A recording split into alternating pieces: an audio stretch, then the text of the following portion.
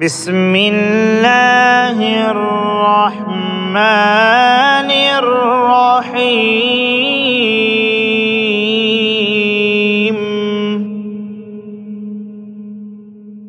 أرأيت الذي يكذب بالدين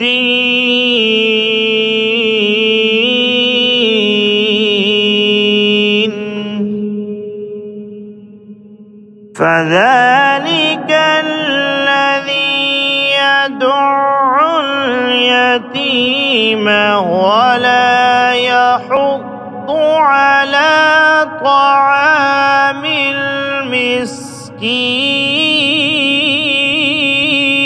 المسكين فويل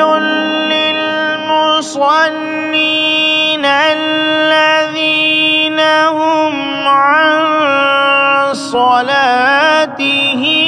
ساهون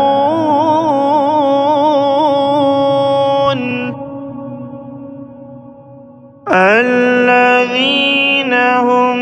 يراءون ويمنعون